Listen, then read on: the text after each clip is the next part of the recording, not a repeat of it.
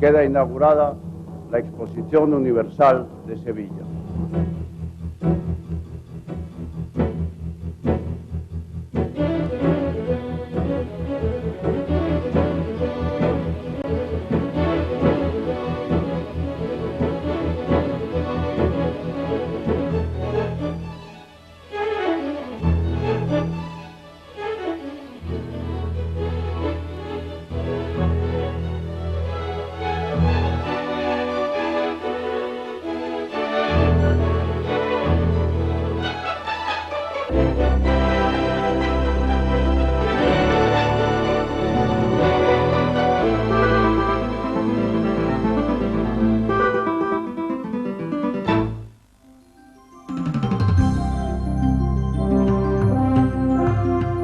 Una vez expuestas las primeras bases, el proyecto ya no se podía detener y la isla de la Cartuja cobraba poco a poco vida.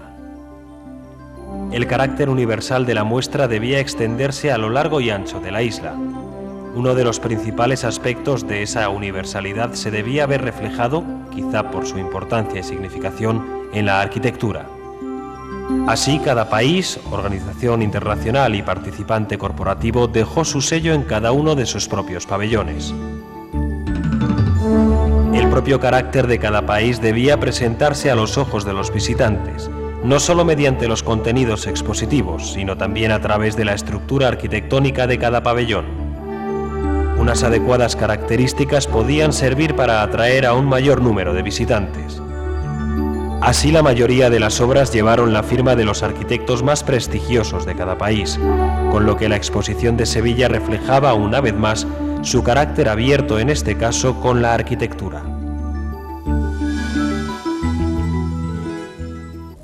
Estos pabellones, en principio concebidos como arquitectura espectáculo, en un porcentaje muy alto, y a pesar de su indudable calidad arquitectónica, como he dicho antes, han tenido, y de hecho están teniendo, un proceso de recuperación muy lento.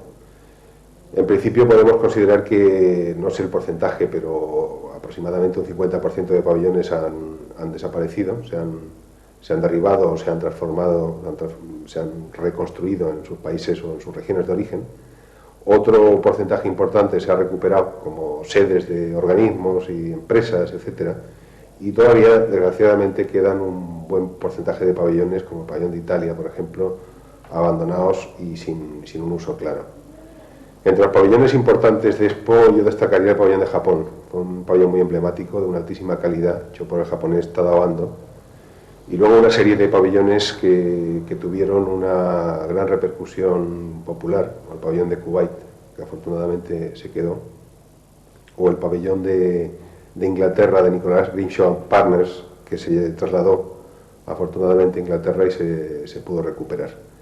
El pabellón de Francia también fue otro exponente magnífico de la arquitectura francesa de su momento, y en general en el arco de pabellones autonómicos había ejemplos importantes y muy conseguidos de arquitectura contemporánea, como el pabellón de Castilla-La Mancha o el pabellón de Valencia o el propio pabellón de Andalucía.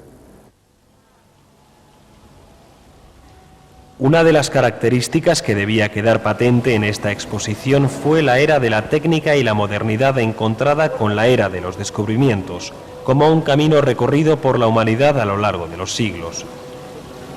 De esta manera, Expo 92 debía reunir en una sola dos condiciones que harían la isla de la Cartuja un lugar acogedor y único: la técnica de una parte y el confort de otra. Una de las principales preocupaciones de la organización fue paliar las altas temperaturas que nuestra ciudad soportaría durante el desarrollo de la mayor parte de la exposición. Como consecuencia de esta preocupación surge el microclima, un complicado sistema de refrigeración que haría bajar la temperatura de un lugar abierto de 300 hectáreas. Así, la vegetación y el agua se convertirían en el paisaje natural idóneo para rebajar las altas temperaturas. Por este motivo se acondicionaron 50.000 metros cuadrados de sombra producida por pérgolas y sistemas de micronización de agua. Todas estas circunstancias harían de la isla de la Cartuja un paraíso en cuanto a técnica, arquitectura y comodidad. Sevilla, indudablemente, es una ciudad distinta después de la Expo. En cuanto a qué fue la Expo, concretamente lo que era la isla de la Cartuja y lo que allí se desarrollaba, lo que allí se enseñaba, lo que allí se podía disfrutar, pues es imposible de recordar porque era tan denso que todo era importante, todo era bonito. Hombre, a mí personalmente, de la Expo lo que me gustó especialmente es nuestro pabellón, el pabellón de Andalucía, que me parece que estaba logradísimo y a una altura muchas veces por encima de cualquier pabellón de otros países. El pabellón de Canadá me pareció también de una gran brillantez. Y después las cosas que se desarrollaban fuera de la Expo, porque no solamente era el recinto de la Expo, donde se vivía de una forma concreta todos los acontecimientos, sino que todo eso, en cierto aspecto, salpicaba de actividades toda nuestra ciudad. Y claro, me gustaría destacar, por ejemplo, la posibilidad que tuvimos de ver las mejores orquestas del mundo, los mejores cantantes del mundo. Después tuvimos, gracias a la Expo, ese Palacio de la Música, que es el Teatro de la Maestranza, que no sé si también eso se hubiera hecho en Sevilla de no ser por la Expo. Y por destacar algo muy, muy relacionado con mi pintura, puesto que soy pintor o artista a cualquier nivel, yo creo que una de las cosas más bellas que se hicieron en Sevilla, fuera del recinto de la Expo, es sin lugar a dudas la exposición Magna Hispalense, que se celebró en la catedral, y que a mí me parece de una categoría que difícilmente se va a repetir. ¿Me podéis decir qué recuerdos tenéis de la Expo 92? Fue muy bonito, ¿no? Porque conocimos a mucha gente, pero éramos muy chicas todavía y yo por lo menos no me acuerdo de muchas cosas. Me acuerdo que me llevé todo el día viendo pabellones y eso. ¿Me ha gustado allí? Sí, fue preciosa. Conocimos muchas cosas de los países y... No, que pero me hubiera gustado que hubiera sido más ahora y así me acordaría mejor. Claro. Y además podría haber ido sola con mis amigas, no todo el día con mis padres ahí. La cabalgata que había todas las tardes también era muy bonita. Me gustaría que los se pabellones repitiera. eran preciosos. Recuerdo mucho de la Expo 92 porque le dio un impulso muy grande a Sevilla, que gracias a la Expo 92 tenemos hecho muchas obras en Sevilla que lo agradecemos los sevillanos. Hombre, por una parte estuvo bien que ganaron dinero alguna gente, otras se arruinaron y otras, pues mire usted, han cogido algún dinero, pero la mayoría se han arruinado porque han comprado cosas, han hecho unas inversiones que después han querido venderlas y no la han podido vender. Todo esto pertenece a la teoría. Veamos ahora la arquitectura tal y como se nos presentó en los pabellones de algunos participantes corporativos y del continente europeo.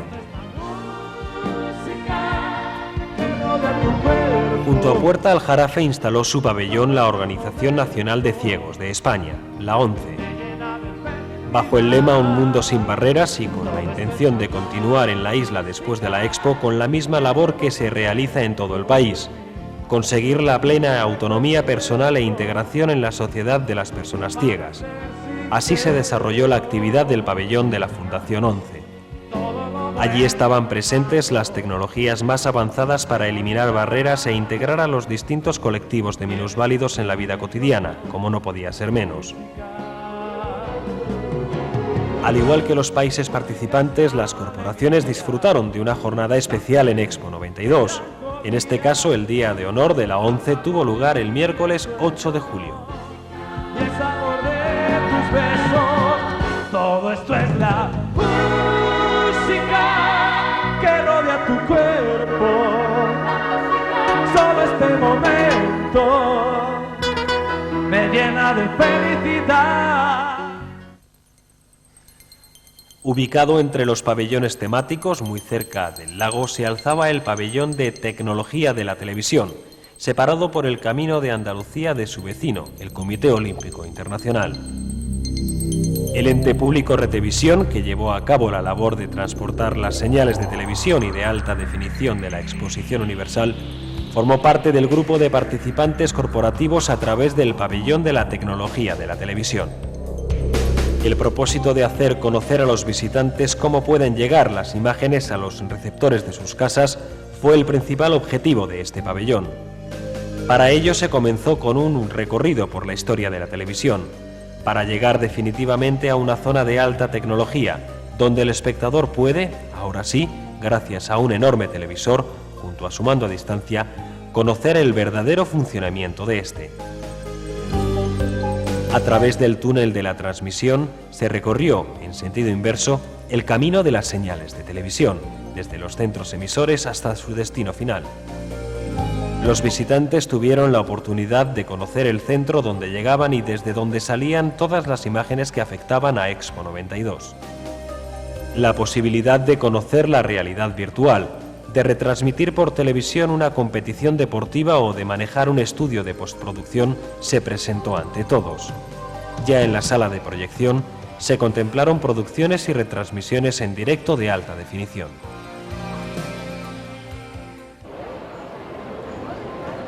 Los pabellones de los países europeos se agruparon frente al lago y al pabellón del país anfitrión de la muestra. A ambos lados de la Avenida de Europa, presidida por el pabellón comunitario y flanqueada por otras 12 torres más pequeñas, una por cada país, que recuerdan las chimeneas de la fábrica de loza de la Cartuja, se encontraban agrupados los 12.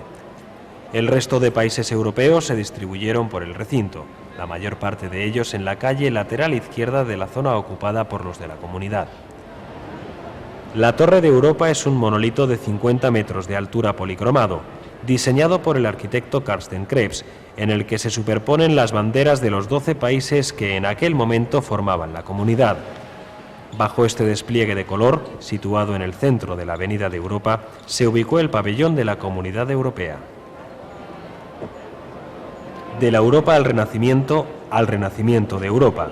Ese fue el lema bajo el que se desarrollaron los contenidos expositivos. Desde esta particular perspectiva, la exposición mostró cómo el viejo continente, que en el Renacimiento adquirió un ímpetu considerable y se convirtió en uno de los centros de civilización más importantes del mundo, experimenta hasta el siglo XX un desarrollo singular, con lo que abarca las principales esferas de la actividad mundial en todos los aspectos. Al recinto se accedía como a un metropolitano. Por dentro, un recorrido llevaba al visitante por la Europa de los descubrimientos y del Renacimiento, por la Ilustración y las guerras, pasando por los dos conflictos mundiales, hasta llegar al surgir de la Comunidad Europea como medio de reconciliación y cooperación. Al final del recorrido, un audiovisual proyectado en videomuro de 96 pantallas sincronizadas ofrecía al visitante una imagen de la Europa del futuro, sugiriendo las líneas de la ciencia y la tecnología, así como las políticas económicas esbozadas en el Tratado de Maastricht, que fue detalladamente explicado a los visitantes. Al término de la proyección y para sorpresa de los visitantes, el techo que cubría la sala se abría para ofrecer una espectacular perspectiva de cómo son los colores comunitarios visto desde abajo.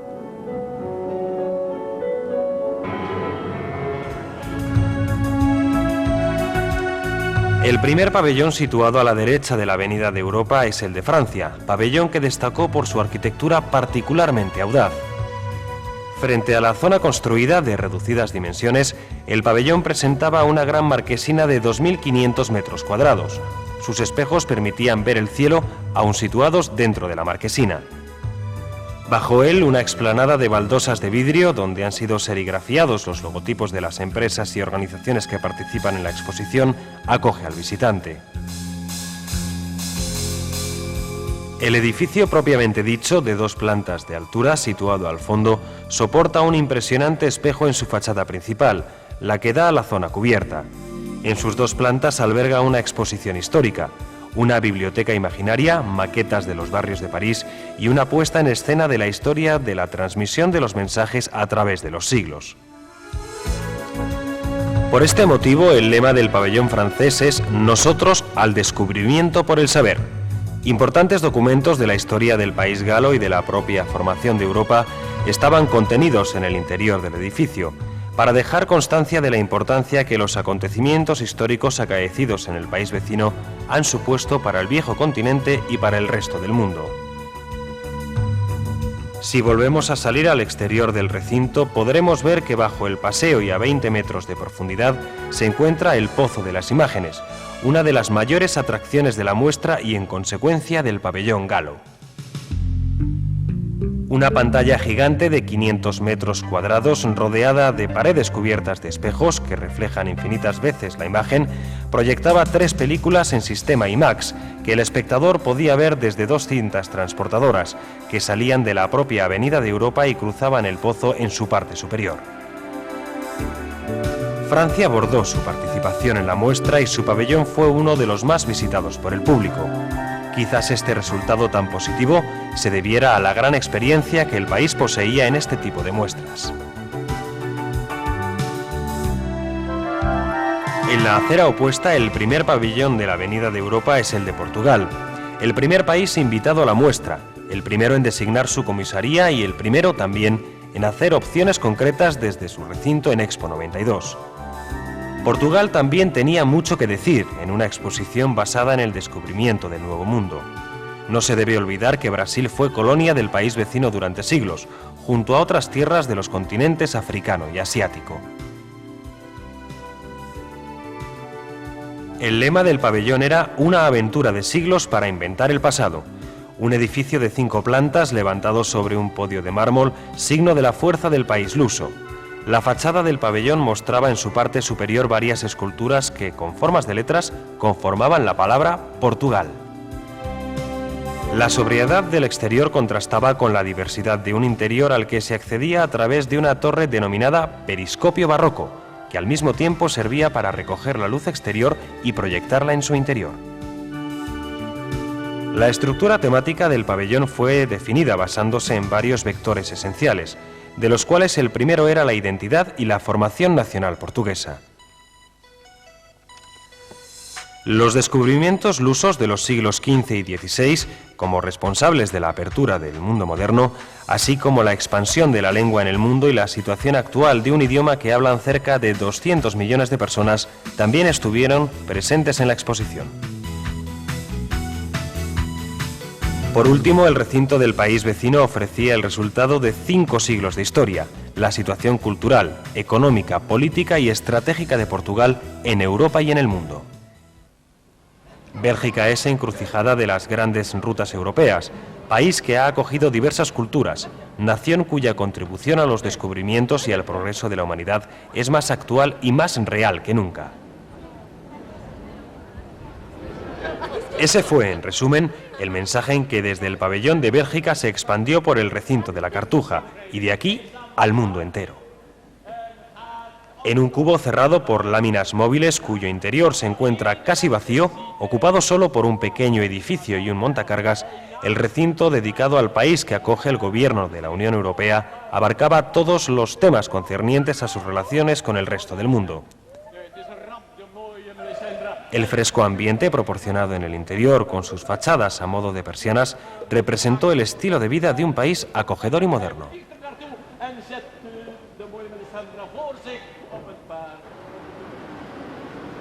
De nuevo, en la acera izquierda nos encontramos con uno de los mayores pabellones de la Expo y el mayor de un solo país, el de Italia. Un edificio rectangular de 90 por 50 metros, con 3 plantas y sótano. Lo primero que llama la atención del recinto es que está rodeado por un muro de 25 metros de altura, que hace que se asemeje a las ciudades fortificadas del país. En el exterior, unas cascadas y un lago artificial, junto a las estructuras de metal y cristal, nos invitan a pasar al interior.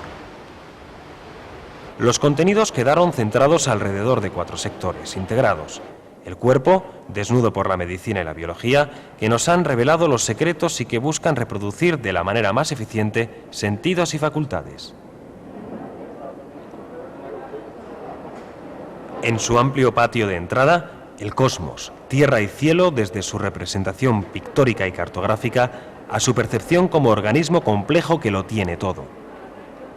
También tuvo representación la técnica, procesos y productos, es decir, la acción racional y acabada que se esfuerza por cambiar el mundo gracias al conocimiento de su mecanismo de funcionamiento.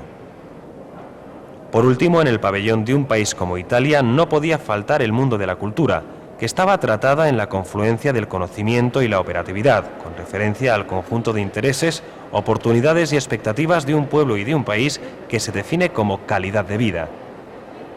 Expuso el pabellón italiano obras de incalculable valor, entre ellas alguna escultura de Miguel Ángel Buonarroti. Como una muestra más del arte del país transalpino, este presentaba una enorme esfera que representaba el mundo tal y como lo entendía Ptolomeo, con un sol que giraba a su alrededor. Dentro de la esfera se podía visualizar una proyección con imágenes de láser. El Atlante de Farnese fue una de las obras del clasicismo que mostraba el edificio. Asimismo, el pabellón albergó espectáculos de primera fila mundial, como el Requiem y la Traviata de Giuseppe Verdi, a cargo de la Orquesta de la Scala de Milán. Italia estuvo de fiesta en Expo 92 el jueves 10 de septiembre, con motivo de la celebración de su Día Nacional, que tuvo lugar en uno de los espacios más significativos de la isla de la Cartuja, el Palenque.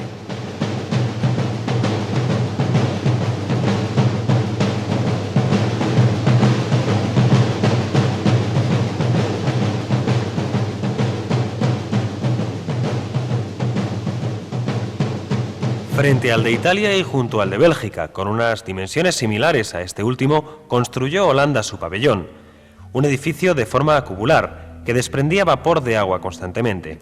El lema del pabellón, Holanda, fabricado en Europa. Al entrar en el edificio uno se imagina que está en una especie de máquina de transporte. El visitante es conducido en 3 medios de locomoción diferentes, que ofrecen numerosas impresiones de la compenetración de los Países Bajos con el agua. A la vez que se rodea por el llano paisaje holandés, oye la música y conoce su teatro. En la primera plataforma, un disco compacto interactivo suministra información sobre Holanda y sus actividades agrarias, importantes inventos y nuevas tecnologías ambientales, recreación y turismo.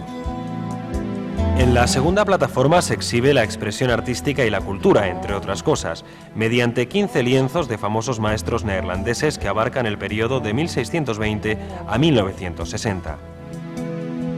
Otras exposiciones incluían imágenes de Holanda, su oferta turística y su amplia cultura, basada en colecciones de obras pictóricas de los maestros holandeses y una atractiva muestra de fotos de la World Press Photo 1992. Sin duda, el pabellón trasladó a sus visitantes el alto nivel de vida de los neerlandeses. Junto a Holanda, asomado a la Avenida de Europa, se encontraba el pabellón del Gran Ducado de Luxemburgo, que tenía como lema un pequeño país, una gran familia. En cuanto a la arquitectura del pabellón, ofrecía la apariencia de un edificio de oficinas, en uno de los laterales por una estructura de color gris. En lo más alto del recinto, un letrero luminoso con la palabra Luxemburgo dominaba el recinto. Al penetrar en el edificio, un gran cubo de acero y cristal, el visitante se sumergía en un espacio espectáculo impresionante. La ruta quizá más aconsejable consistía en tomar el ascensor panorámico, una de las atracciones del pabellón para llegar hasta la cafetería, donde además de poder degustar las denominadas tapas a la luxemburguesa, quedaba ante los ojos del visitante una gran esfera armilar que giraba en el espacio sin suspensión aparente para situar en su mapamundi al Gran Ducado. Seguidamente se descendía por una amplia rampa circular, sobre la que tenían lugar audiovisuales que ofrecían aspectos representativos de una pequeña nación que, por su historia y composición de su población, prefigura el melting pot europeo del futuro.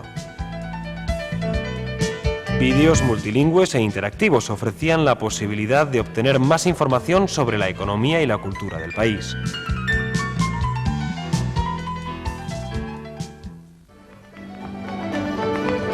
Justo detrás del anterior, con su fachada hacia el Paseo de las Acacias, se encontraba el pequeño pabellón de Irlanda. Con la roca, material que predominaba en su concepción, se quiso evocar las torres que jalonan el paisaje costero irlandés. Al recinto se podía acceder a través de un puente que cruzaba el vaso de agua que rodeaba parte de la construcción, combinando formas triangulares y circulares que alternaba materiales naturales y artificiales. En lo que a los contenidos se refiere, presentó la cultura, historia y personalidad del país, mostrando la imagen de un pueblo que disfruta de un lugar privilegiado en el ámbito de la literatura y otras manifestaciones artísticas y que ha contribuido al esfuerzo humano de los grandes descubrimientos.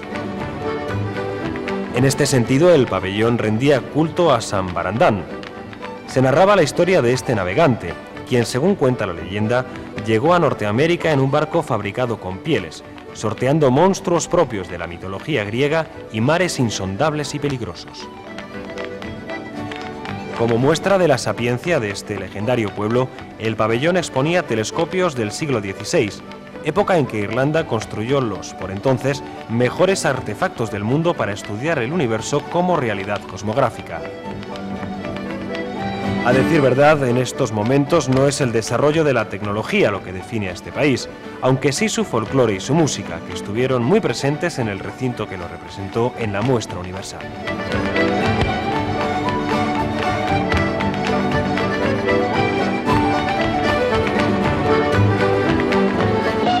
Cruzamos de nuevo el agradable frescor que proporcionan las torres bioclimáticas de la Avenida de Europa para seguir visitando los pabellones de otros países de la comunidad.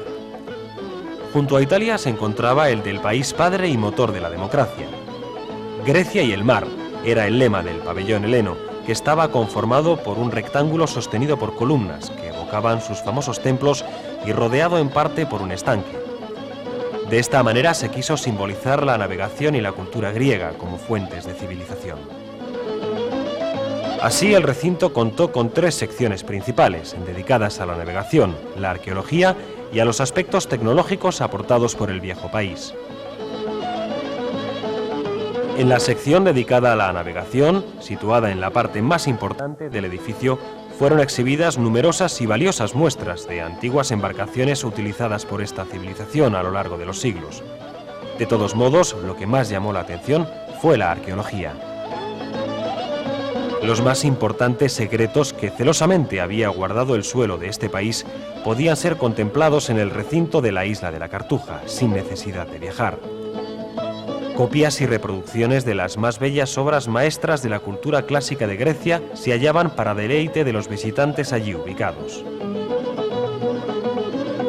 Con motivo de la celebración de su Día Nacional, que tuvo lugar el jueves 28 de mayo, los visitantes que se acercaron al palenque tuvieron ocasión de conocer algo más de la cultura del país griego.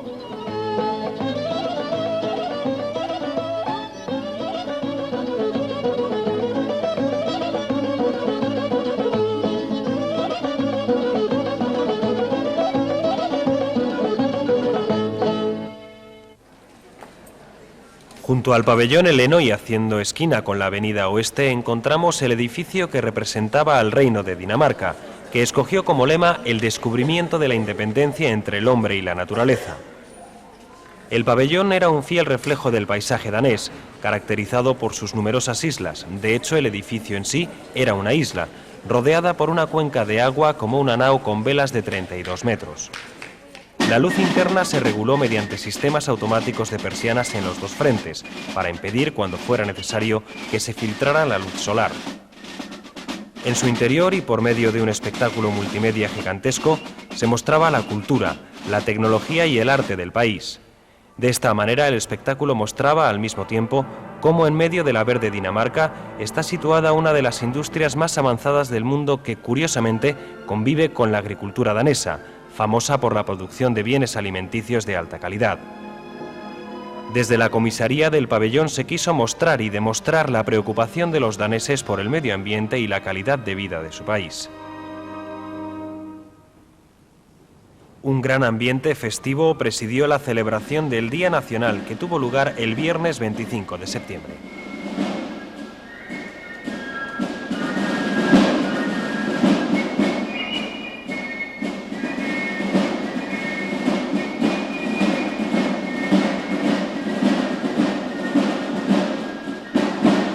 Dos pabellones remataban la Avenida de Europa, ya fuera de ella, frente a las torres, en el camino de las Acacias.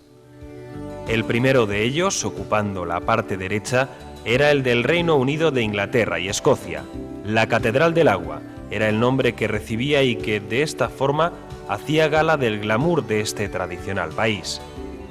El edificio, de forma rectangular, de 23 metros y medio de altura, se ganó esta denominación por la pantalla del líquido elemento que se deslizaba por una de sus fachadas, para caer posteriormente a un estanque. Allí se ubicaba una de las cafeterías más originales de la exposición.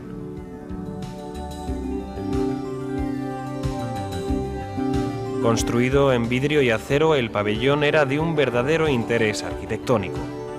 Al entrar en él, el visitante era recibido con un original espectáculo conseguido con casi 300 monitores llamado Gran Bretaña comunicándose con el resto del mundo, donde se proyectaron diversos aspectos del país. La información continuaba con un mimo que mostraba, con la ayuda sincronizada de rayos láser y audiovisuales y el uso de la fibra óptica, la posición de Londres como centro financiero mundial, el generalizado uso de la lengua inglesa o el prestigio de la BBC y sus servicios de información. A continuación, la ruta seguía en un área donde la ciencia tuvo cabida al tratarse los agujeros de la capa de ozono, los satélites de comunicaciones o los nuevos horizontes de los océanos.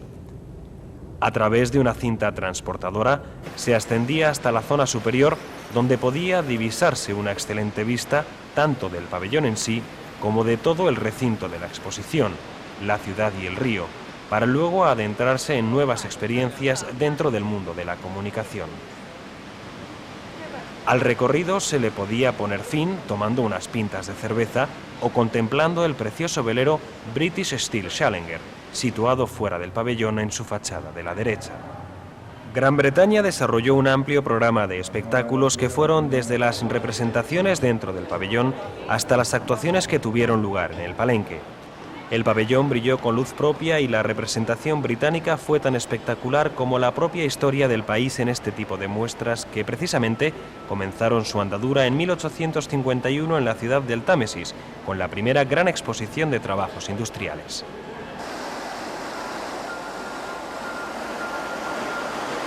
Cerraba la avenida de Europa junto al de Inglaterra, el de Alemania, cubierto por una gran elipse del tamaño de un campo de fútbol. El eje temático sobre el que giraban sus contenidos era visiones de un futuro digno de ser vivido. Estaba representado a base de ejemplos históricos y objetivos que tenían su principal baluarte en la, por entonces, reciente reunificación de las dos Alemanias. Como muestra de este importante logro político, el pabellón contenía una pieza entera de lo que fue el muro de Berlín. De esta manera, Alemania quiso dar un ejemplo práctico de que Europa estaba cambiando, un cambio representado por un simpático tío vivo, en el que bufones, pícaros y aventureros giraban en torno a 5 siglos de historia germana, provocando en sus visitantes la admiración, buen humor y reflexión que los anfitriones del pabellón deseaban despertar como signo de la cultura alemana.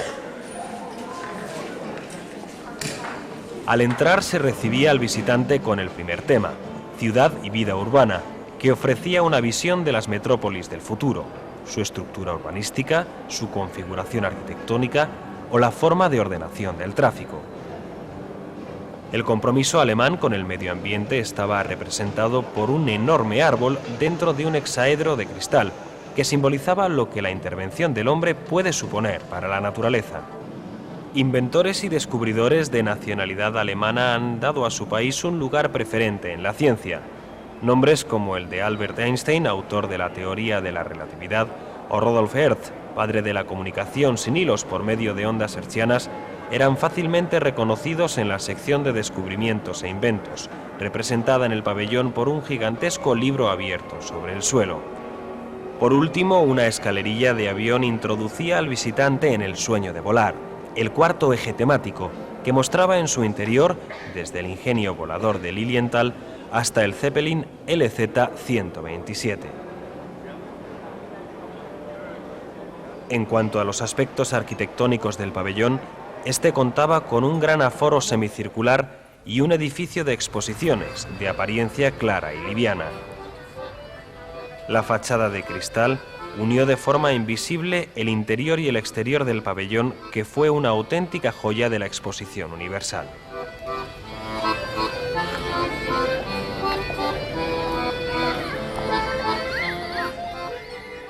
La Avenida de las Palmeras, paralela a la de Europa, acogía la mayor parte de los pabellones de países europeos que no formaban parte de la Unión en 1992. El primero de ellos, situado tras el de Dinamarca, era el de Noruega, que recibía al visitante con la afirmación «El agua es vida». Los principales materiales constructivos del edificio eran, además del hormigón, la madera y el aluminio. El recinto se dividía en 4 partes. El estanque, que se elevó 1,5 metros por encima del terreno circundante, así como el pórtico de hielo, que contenía un iceberg traído expresamente desde las frías tierras noruegas, que surgía del estanque con una altura de 25 metros y que al mismo tiempo servía de entrada principal.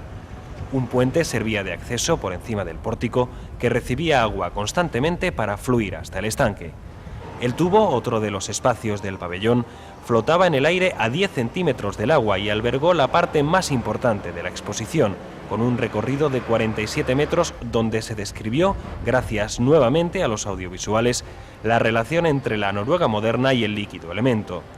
Al llegar al fin del recorrido, se encontraba la Sala del Agua, donde estuvieron instalados un restaurante, tiendas, el centro de información y la sala VIP.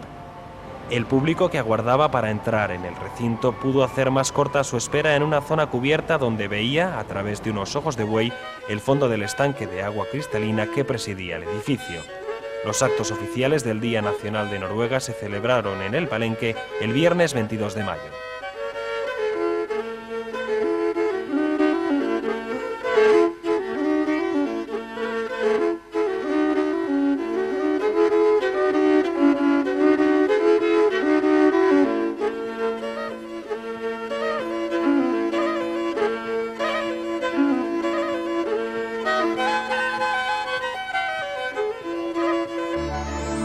Contiguo al de Noruega se encontraba otro país escandinavo, en este caso el Lapón, Finlandia. El pabellón estaba inspirado en un monumento natural del país, conocido como la Garganta del Infierno.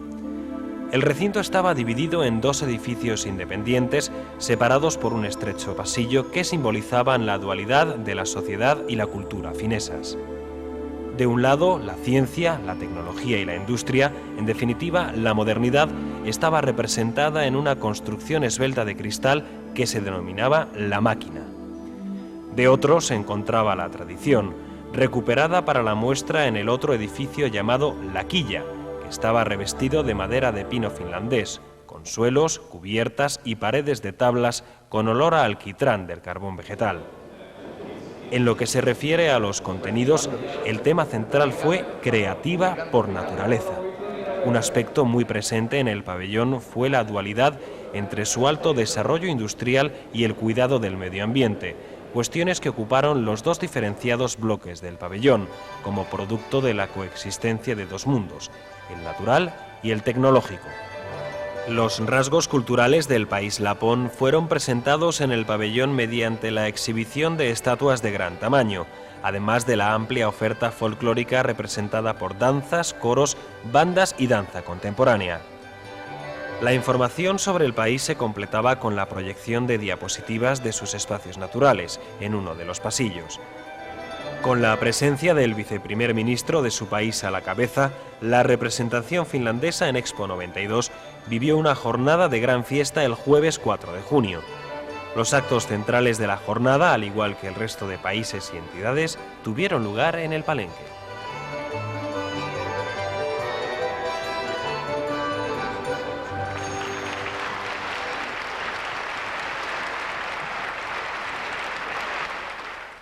El tercer país nórdico, Suecia, se encontraba en la parcela contigua a los anteriores. El lema del pabellón sueco fue «La luz de la inspiración». Se trataba de un edificio prefabricado con una plaza interior de grandes dimensiones que servía de entrada al recinto donde se exhibieron esculturas y pinturas. El pabellón mostraba la cultura y la ciencia de uno de los países que más ha investigado en lo relativo a los descubrimientos.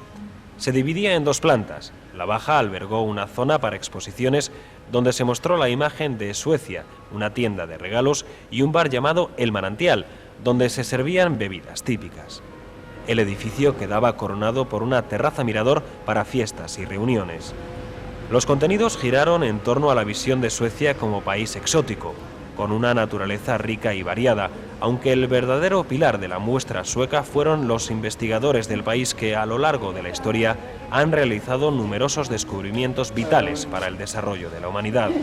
En este sentido, las estrellas fueron los grandes científicos suecos, como Carl von Linné o Alfred Nobel, Inventor de la dinamita, invento que le proporcionó un pingüe beneficio, que le permitió crear la fundación que otorga cada año los prestigiosos premios que llevan su nombre, con el fin de galardonar a todos aquellos que contribuyen a mejorar el nivel de vida de la humanidad.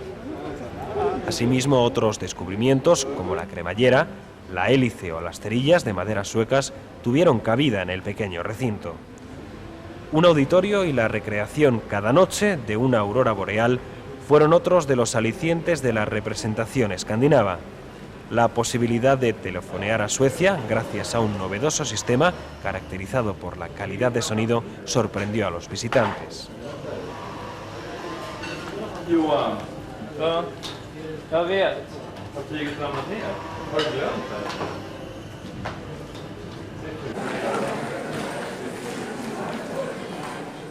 La magia de la Expo nos permite recorrer en unos pasos los más de 3.000 kilómetros que separan Suecia de Austria, el siguiente pabellón que visitamos. El país centroeuropeo se presentaba en la exposición como un impulso vital para la Europa moderna. De esta manera, tres mundos compartían, en perfecta armonía, la temática del recinto dedicado a este país. Arte, cultura y tecnología eran los principales alicientes del Pabellón de la Patria de Mozart, cuyas más importantes obras pudieron disfrutarse en directo. Como una recreación histórico-geográfica, junto al de Austria se alzaba la representación húngara. El país magiar eligió para su pabellón la forma de una iglesia rural, con tal realismo de formas que su visión dejaba perplejos a los visitantes. 7 torres o espadañas son la característica esencial del pabellón, construido en madera. El lema principal del pabellón magiar fue Hungría, un país de tradiciones y descubrimientos. Su interior estaba dividido en 2 sectores perfectamente diferenciados.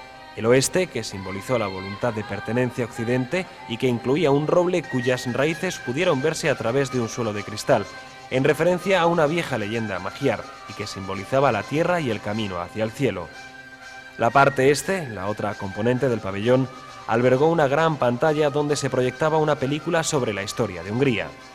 Las torres, edificadas con formas de lienzos de fortalezas, quedaron comunicadas entre sí por una pasarela. En las espadañas se instalaron 14 campanas de aleación de bronce, que recordaban la victoria de los húngaros sobre los turcos del Imperio Otomano. Las 2 áreas en las que se dividía el pabellón estaban separadas por una muralla que simbolizaba la ambivalencia de los húngaros, como puente entre las culturas occidental y oriental. La actuación de violinistas húngaros y la interpretación de bailes típicos formaron el grueso de los actos programados por el Día Nacional que tuvo lugar el lunes 24 de agosto.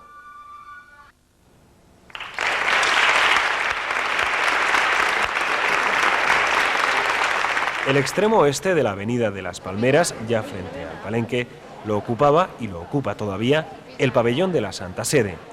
El país más pequeño del mundo, epicentro de una comunidad, la católica, que tuvo una presencia importantísima durante la colonización del Nuevo Mundo.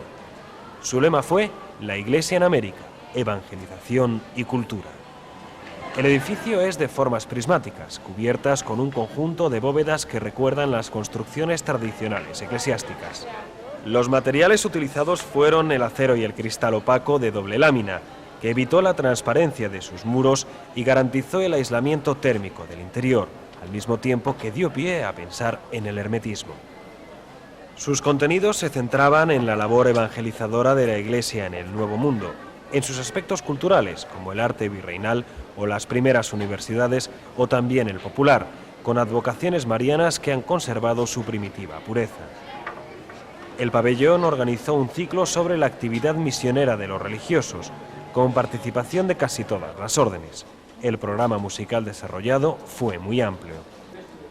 2000 años de vida eclesiástica fueron puestos de manifiesto, especialmente la contribución de la Iglesia a la evangelización de América, la creación de colegios y universidades, su participación en la introducción de la imprenta o la promoción del indio a través de las misiones, sin olvidar el rigor contemporáneo en la consecución de sus fines.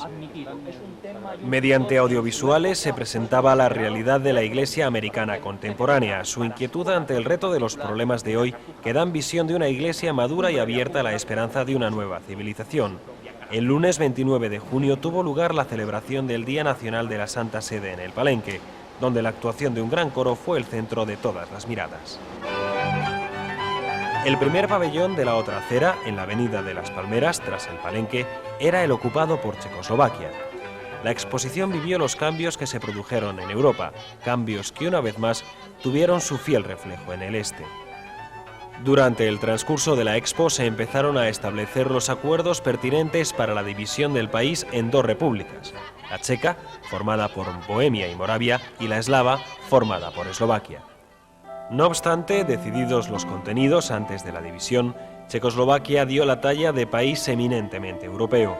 Sus contenidos fueron una mezcla de luces y cristal, con música y efectos especiales, un tanto incomprendido por la mayor parte de los visitantes que lo tacharon de excesivamente vanguardista. Todo el recinto estaba concebido como un templo espiritual.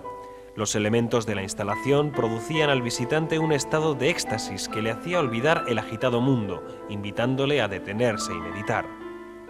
Por este motivo, el pabellón basó todo su contenido en una gran instalación, ejecutada por artistas vidrieros que entendieron el cristal no como un fin en sí mismo, sino como un medio eficaz para descomponer la luz y crear belleza, color e incluso sonido.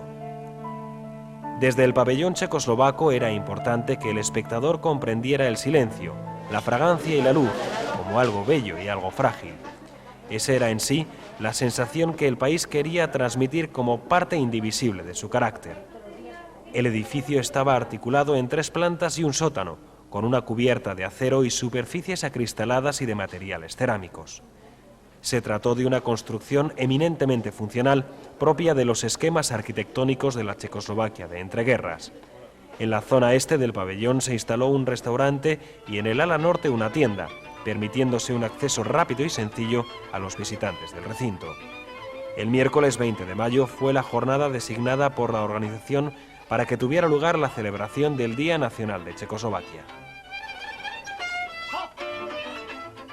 El solar central de la acera derecha de la Avenida de las Palmeras fue ocupado por el pabellón de Suiza, un edificio que, por los materiales empleados en su construcción, todos biodegradables, demostraba la preocupación del país anfitrión por el medio ambiente.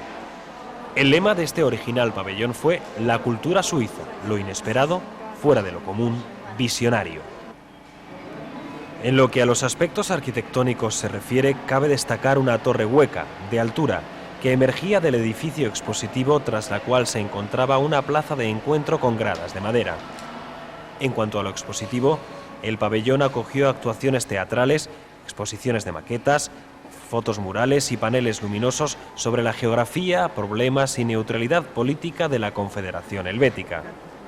La extraordinaria riqueza cultural del país fue objeto de exposiciones a través de proyecciones de películas y vídeos, además de baile, mímica, payasos, acróbatas y otros muchos espectáculos desarrollados de día en el teatro junto a audiciones musicales. Asimismo, el pabellón mostraba numerosas esculturas y pinturas de artistas modernos, como Sporri, que entre la fantasía, la burla y lo inesperado consiguieron la abstracción del visitante.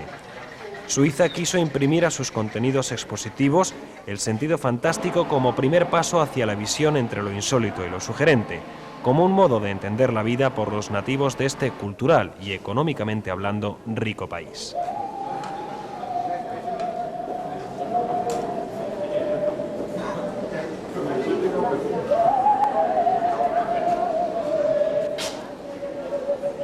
En el camino de las acacias se hallaba la representación de Rusia, el país que se había disputado el lugar de primera potencia mundial y que heredó en la Expo el pabellón iniciado por la extinta URSS. El diseño del pabellón en sí fue bastante original.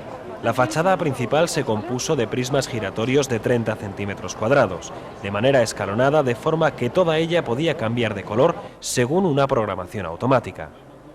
El plano superior del pabellón representó la escalera del saber, por la que el visitante pudo comprobar sus fuerzas y aptitudes y ampliar sus conocimientos acerca del cosmos y la Tierra. La escalinata quedaba coronada por una plazoleta donde se instaló una escultura que representaba la eterna aspiración del hombre por conocer. De hecho, los ejes temáticos fueron el hombre descubre la Tierra, descubre el cosmos y se descubre a sí mismo. El edificio se estructuró en una sola planta, dispuso de una sala de exposiciones y un anfiteatro de 400 metros cuadrados que descendía hasta el sótano. La cultura rusa también tuvo su sitio en el pabellón, a través de un espacio dedicado a la literatura, tanto clásica como moderna, y la relacionada con nuestro país. De esta manera, se nos enseñaba un país que en su evolución salía de un sistema muy arraigado para cambiar y descubrir otra forma de vida.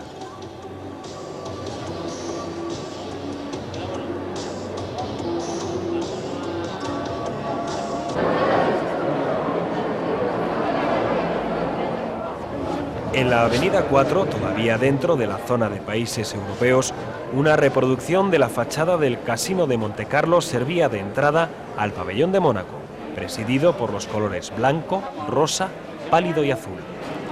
3 ojos de buey simbolizaban la estrecha vinculación del país monegasco con el mar. El Museo Oceanográfico estuvo representado también en el pabellón, cuyo lema era un paseo submarino en Mónaco. En una sala de proyección de 180 grados, con simbólica forma de concha, se visionaron audiovisuales del Principado y sus actividades. Pieza central de los contenidos temáticos del pabellón fue un tubo transparente que atravesaba un acuario de grandes dimensiones, en el que se pudieron contemplar aspectos de la vida natural en el fondo del mar, un tubo al que se accedía mediante un ingenioso pasadizo. El visitante estuvo rodeado de agua mientras admiraba numerosas clases de peces y otras especies marinas. En cuanto a los contenidos, se quiso reflejar la historia de Mónaco y los episodios de la transformación y dominio del territorio por el hombre, teniendo como tema principal la investigación y descubrimiento en el campo de la oceanografía. El recorrido continúa con la visita a un pabellón cuyo lema parecía de lo más esperanzador: el futuro comienza ahora. Sin embargo, por desgracia, el futuro de los pueblos que durante 74 años formaron Yugoslavia fue todo menos eso, y el reflejo quedó patente en la exposición de la tolerancia. En las condiciones bélicas que vivía, sin un país que pudiera hacerse cargo, el pabellón de Yugoslavia no pudo representar a nadie, pero Expo 92 también fue la exposición de la solidaridad. Por eso el pabellón balcánico se convirtió en espacio de recogida de firmas para la obtención de la paz. También se recogieron ropas y alimentos para las víctimas de la agresión serbia. Como consecuencia del conflicto bélico, el pabellón hubo de retirar su bandera, por mandato del Colegio de Comisarios. A partir de ese momento, quedó convertido en lugar de encuentro entre bosnios y croatas.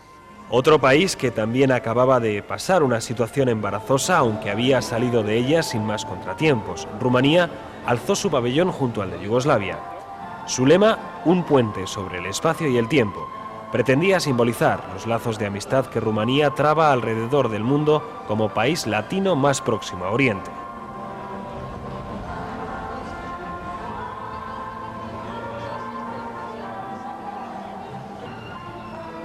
La parcela 279, cercana ya al monasterio de Santa María de las Cuevas, estaba ocupada por otros 2 países de los situados tras el denominado telón de acero, Bulgaria y Polonia. Vengo del pasado, voy al futuro, fue el lema de la representación búlgara. Sin grandes alardes arquitectónicos, el edificio, de líneas sobrias y carácter hermético, simbolizó un trasunto del alma del Este, a caballo entre la cultura helenística y la influencia rusa en el caso de Bulgaria, como puente de enlace entre el Mediterráneo y el Mar Negro. El pabellón albergó importantes y valiosos hallazgos arqueológicos que revelan la antigüedad de sus culturas, como el famoso Tesoro de Oro de Varna, encontrado solo 20 años antes de la celebración de la exposición, aunque data del siglo VI a.C. Asimismo, el edificio acogió, como muestra de su rica historia, el Tesoro de Bulchitrum, que estaba catalogado como las joyas de oro labrado más antiguas del mundo. A pesar de los rigurosos vientos históricos que han azotado a estas 2 repúblicas, ambas han logrado conservar sus raíces y ofrecer una gran aportación a la ciencia europea. Muestra de ello fue la exposición de 16 iconos y una muestra del alfabeto cirílico, invención de San Cirilo, que ha servido como base de escrituras contemporáneas que utilizan hoy en día más de 300 millones de personas en todo el mundo. Situado en el cruce de 3 continentes, la cultura búlgara representa una síntesis de culturas antiguas de tracios y eslavos, y esa misma síntesis cultural fue trasladada a su representación en Expo 92. A modo de su propio distanciamiento geográfico, tal vez en la Expo el pabellón de Chipre se encontraba separado de los demás países del continente europeo. El edificio, situado en la avenida número 1, evocó la imagen de un barco navegando a mar abierto. Su estructura, a base de simbólicas cuadernas metálicas que recordaban las de una nave marinera, mucho antes de proceder a la instalación de cubiertas y paramentos, fue también simbolizado por 2 cuerpos triangulares que, a la manera de velas, lo guardaba de la luz exterior. Chipre aportó un descubrimiento fundamental en la historia del hombre, la aleación, que tuvo por escenario esta isla unos 1500 años antes del calendario cristiano. Y fue esta invención parte primordial de los contenidos del pabellón, que también reflejó los condicionantes evolutivos de su cultura, desde la exposición de Lirenia, vieja nave mercante de la Grecia clásica, hasta valiosos tesoros arqueológicos procedentes del Museo de Nicosia y hasta bellos mosaicos del siglo IV, así como varios iconos de la XVI centuria. Todo ello se conjugó en un pabellón que también trató el Chipre moderno, con sus alicientes turísticos y sus logros en el comercio, las comunicaciones y la navegación. La verdad es que a todos sorprendió la intervención de este país en la muestra, del que se esperaba mucho menos. La celebración del Día Nacional de Chipre, que tuvo lugar el sábado 26 de septiembre, contó con la presencia, entre otras personalidades, del primer ministro chipriota.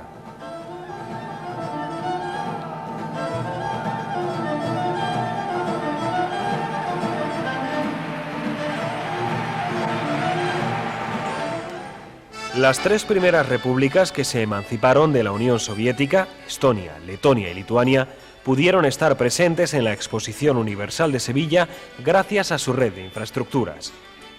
Los 3 países resultantes, junto con Polonia, de lo que fue el siglo pasado la Liga Hanseática, mostraron su voluntad nacional de estar presentes en la muestra universal. De alguna manera, con ello ratificaban su personalidad y su diferencia. Las 3 repúblicas bálticas acudieron unidas a la exposición, donde compartieron un único pabellón, de considerables dimensiones, situado en la ronda de la Expo, junto al monasterio de Santa María de las Cuevas. La presencia de las 3 repúblicas en el mapa de la Cartuja daba a la muestra el carácter universal. De esta manera, el visitante encontraba aquí elementos folclóricos, tecnológicos y culturales de estos pueblos que hasta entonces eran escasamente conocidos. Mirando hacia el futuro, tradición popular y redescubrir Lituania fueron los lemas de cada una de las 3 repúblicas por este orden: Estonia, Letonia y Lituania.